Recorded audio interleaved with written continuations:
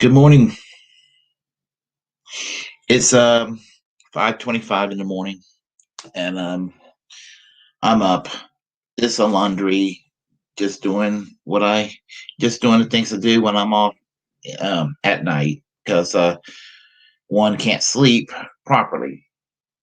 And in between doing what I need to do, I go and look for articles and look for videos and other things to pass my interests, usually political. And this won't be any different because that's exactly what I'm about to do here. And we all know that 2022 will be, quite one hell of an election coming up. Now, last week or this past week, I mentioned that Kamala Harris not doing very well in the polls, not well liked, and I think everybody sees it coming that there will be a 2022 loss for the Democrats. Uh, there's a lot of gerrymandering that a lot of Republican governors have done, and there's seems to be really no interest in passing For the People Act to try to repair our broken electoral system. I mean, it wouldn't be a panacea to solve things, but it will be on the road to recovery. And you know, it's going to happen, and I know what the response is going to be because I've been here before. Let's go back to the year 1994. 1992, Bill Clinton got elected. He got elected as a new Democrat. We call them corporate Democrats these days. In Britain, they were called New Labour. They run away from that now. They don't want to even be reminded of Tony Blair. Good for Labour in the UK. But these Democrats, when the loss takes place, or well, let's go back to 1994 with the midterms. Bill Clinton ran as a centrist in 1992, and he was in fact a centrist. He governed he governed to the right of Richard Nixon during his 8 years. And when the Democrats lost in 1994, they lost because they claimed that it was the left. Hillary Clinton going too far with this universal health care, appointing Jocelyn Elders as the Surgeon General. They used the culture war thing. And back then, the Christian right was very strong. Groups like the Christian Coalition and TV evangelicals, they still have a little bit of political power, but their influence from the culture war sort of waned over the years because conservatism back then was, theocratic, and there's still that element in the Republican Party. But there's been a growing libertarian sensibility. And even people who were formerly social conservatives, they know how cringy that shit is. So even if they don't fully mean it, they try to sound libertarian. Well, back in 1994, again, the left was playing. Oh, the liberals just were demanding too much. Where the fuck were the liberals? I didn't see any liberals. I saw Republican, and I saw Republican light. I went further left because of the 1994 election. Because after the 1994 election, the Democrats still insist the era of big government is over. They insisted, they wanted to get away from unions, and they wanted to get away from things like single payer health care, which the Hillary Clinton plan was not that. But that's they just wanted to get away from anything that looks like liberalism, and they went further right than even they did in 1992. From between January 1993 to 2001, Democrats governed in a fairly right wing way. George Herbert Walker Bush's agenda pretty much went forth. I mean, things like welfare reform and the crime bill and Glass Steagall being repealed, which had detrimental consequences. NAFTA being passed, which killed union jobs. Fast forward to the year 2000, a lot of disgruntled left-wing Democrats decided to give the Greens a chance, and Ralph Nader um, was blamed for Al Gore losing. Never mind that Al Gore chose the worst vice presidential candidate you can imagine for the Democrats choosing Joe Lieberman, that was basically the Cheney faction of the Al Gore ticket. Um, and so Ralph Nader to this day is vilified. He's even more vilified in the year 2021 than the person that they claim he was responsible for seeing become president. In other words, the same liberals that hated Ralph Nader in 2000 still hated Ralph Nader in 2000 for George W. Bush defeating Al Gore.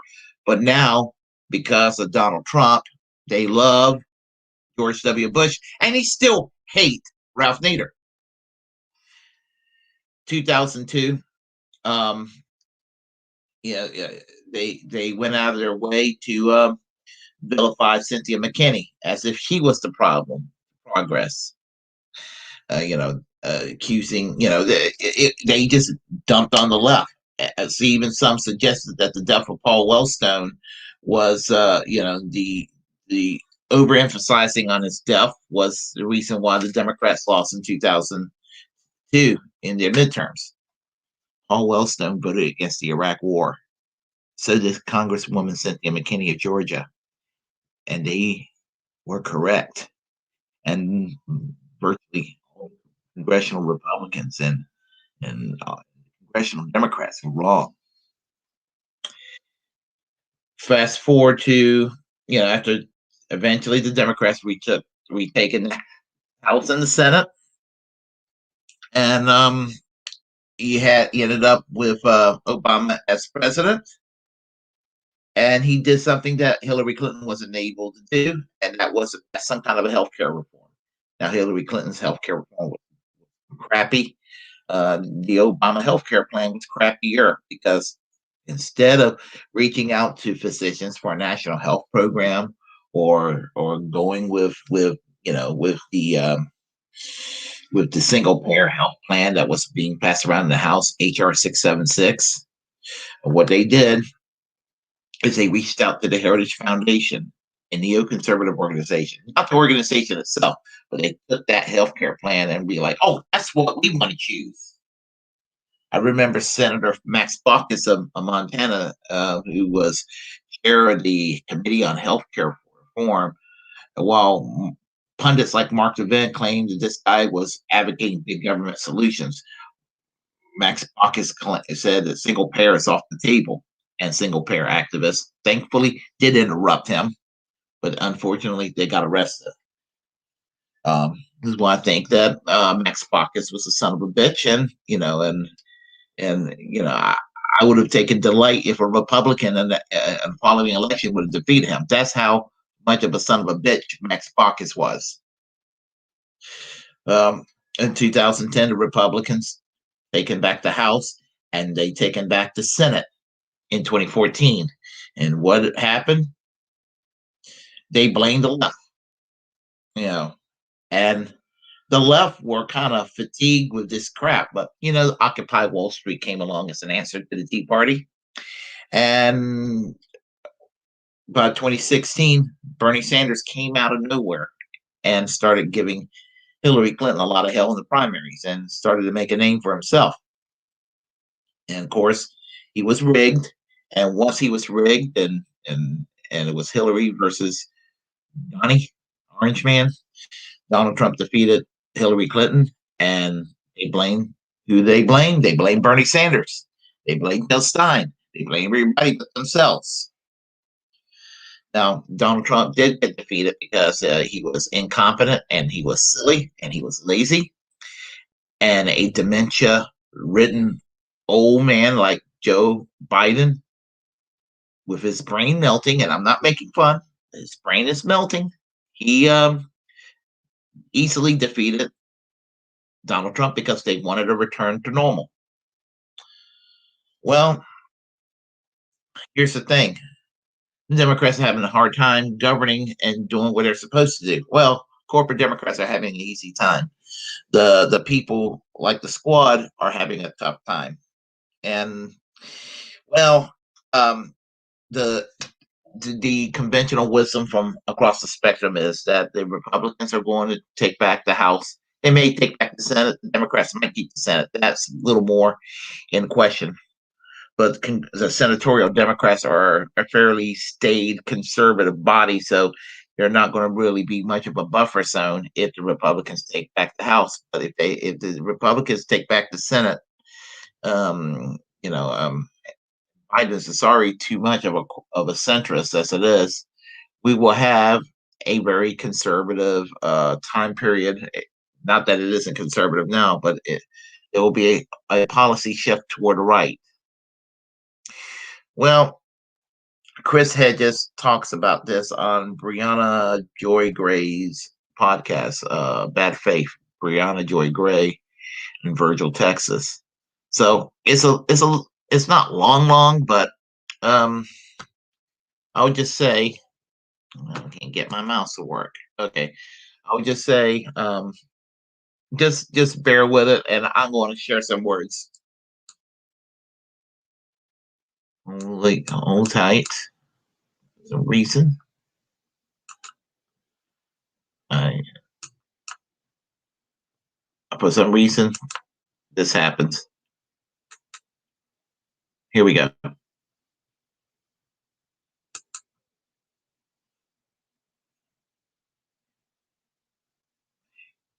We're having a little difficulty.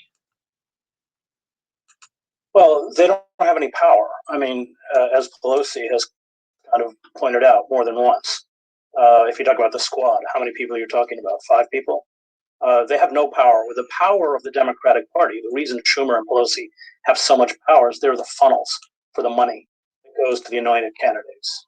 And if you run afoul of them, you don't have any money, and your campaign, your ability to get reelected or elected is almost nil. In the case of Bernie Sanders, what was accepted, I was very critical of Bernie, by the way, on a couple points. First of all, I never believed that the Democratic Party was ever going to allow him to have the nomination, and he should have broken out and started a third party movement, even though he wouldn't have won. It's going to take longer than an election cycle for us to build a viable third party. And secondly, Sanders just wouldn't take on the military-industrial complex, which has to be dismantled if we are going to address the social inequality and the suffering that now afflicts tens of millions of Americans, probably at least half the country. I mean, let's go back and look at the Sanders campaign. You had Lloyd Blankfein, the former CEO of Goldman Sachs, making it very clear, along with other major Democratic Party donors, that if somehow Sanders got the nomination, they would vote for Donald Trump. Now, Donald Trump was an embarrassment to the empire. They wanted to restore the kind of decorum and gravitas that an Obama had or even Bush had, and that Trump had destroyed, and that Biden would. But they could live with Trump. They could live with the Trump policy. And so I worry about the left. I mean, I think the left has to stand unequivocally with those people within the country who have been dispossessed and against the Democratic Party. Otherwise, especially among the white working class, we are going to see another Trump. If not Trump, perhaps a competent Trump. I mean, we must remember that the elites, embodied by figures like Biden, Clinton, Bush, in both parties, the lies that the elites told to the American public about the consequences of NAFTA, of trade deals, of dismantling welfare, Glass-Steagall, austerity measures, deregulating Wall Street, these horrific crime bills, the endless wars in the Middle East, the bailing out of the big banks and Goldman Sachs rather than the victims of their fraud. These lies were far, far more damaging to the public than any of the lies told by Trump. And I think that what's happened is that the elites have been found out. That there's a loss of credibility. And this isn't just within the United States. You see it because these policies are global. These global speculators have seized control, in essence, of not only the American economy, but most economies. And that's why Biden's a dangerous figure, because what Biden and those around him are attempting to do is recreate the ancien regime, to go back to this kind of utopian conservatism. And it isn't going to work. In 1932, in Germany, the traditional conservative class gathered around von Papen because they were terrified of the rise of the Nazis and tried the same thing and it failed. And that is what is so frightening. I think the elites don't get that that it's over. And you see their tremendous loss of credibility is a loss of political influence. That's why. So you see all these people outside the mainstream. Alex Jones, and of course, I detest Alex Jones, but figures like Joe Rogan or Matt Taibbi or Glenn Greenwald. These people who weren't groomed by the media conglomerates, and who speak, outside of that power circle. I mean, look at CNN, look at MSNBC, even Fox. They're just courtiers. I mean, they spin it from one angle or another, but they're like courtiers at Versailles. And meanwhile, most of the country, which is suffering, has been rendered invisible. This has been, of course, true for people of color for decades. But it's also true for the white working class, which I'm not defending the way that's often expressed. But the suffering is real, and my family comes from working class towns in Maine that have been utterly destroyed. The mills are gone, and the town where my grandparents are from, the bank is boarded up, and there's methamphetamine clinics all over the place. This suffering is real, but unacknowledged by corporate media. And so we're entering a really dangerous moment, which has all been exacerbated by COVID. So, I mean, if you look at just the figures that are out there, and this bill, of course, does nothing to address this. You have 50. This was last year before COVID. 50% of the households accounted for 1% of the nation's wealth, and the top 10% have 76% of the wealth, which is it's now worse. 18 million Americans depend to survive on unemployment benefits, and businesses are falling. Small businesses are falling right and left. 81 million Americans can't meet their basic household expenses. 22 million lack enough food on a daily basis. 11 million can't make their next house payment. These are the real kind of New Deal structural issues that, if we don't address, will bring a very frightening blowback. Mm-hmm. Well, what can I say? I mean, Chris Hedges might be boring as hell to listen to, and as far as his delivery, temptation to go to sleep. But when the man is correct about something, the man's correct about something, and by George, he is correct 99.999% of the time on these issues. And the thing about it is, this will get ignored. What he addressed right here. When the Democrats loses, it's going to be the culture war bullshit. They will blame Antifa, Black Lives Matter. They're going to blame people who wants to legalize marijuana, and they're going to blame people who wants a radical solution to healthcare. And public option is going to be considered radical. It's going to be considered a toxic radical position. And when Medicare is milquetoast as far as reform, you want a truly effective radical solution to healthcare. There's the National Health Service in Great Britain, the most socialized medical system in the Western world. That's the model to follow. But we won't even get a public option. They're not even going to go and lower Medicare down to 60 or 55. Even the Hillary Clinton healthcare plan in 2016 was better than the Biden healthcare plan of 2020. That's how we're regressing. And you can't use the force to vote to do Medicare for all, or a public option, or a $15 hour minimum wage, or PRO Act, or for the People's Act, for Green New Deal. And then, if somebody on the left boring yet articulate, like Chris Hedges will say something. Well, they'll be like, well, he's just divisive. No, he's telling the truth. He is telling the truth. And unfortunately, 2022 is going to happen. And instead of blaming Kamala Harris, instead of blaming Nancy Pelosi and Kirsten Sinema and Joe Manchin, they're going to go after Bernie Sanders. They're going to go after AOC. They're going to go after even Elizabeth Warren.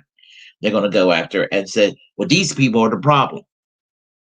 And I just want to say, when they do that, just be prepared for it and let them, let them know that isn't the problem. I mean, as I said, and if this keeps up, for those who are invested in the Democratic Party, please do not blame those who feel frustrated and want a third party. Okay. I mean, and those who are advocates of third parties, I mean, you know, um, you have to understand why people feel like these are the basic realities that the Democratic Party is the only game in town. And I will argue for a continued path of inside and outside because, there are good Democrats to vote for. But once they're in there, you need to keep them accountable. And so that's where I stand. Yeah. And if the Democratic Party's hopeless in your area and you can put up a green candidate, go with them. So these are my words right now, and I just thought I wanted to share it with you. If you like what you heard, press like and comment. If you disagree, we'll comment anyway. We'll have a conversation. Uh, Feel free to share the content on this channel as a First Amendment absolutist. It's my duty to inform you to create your own platform and utilize it because we're the muckrakers of our time. Also, feel free to subscribe and hit that notification bell. And until next time, I am American Social Democracy. Peace. Class struggle absolutely now.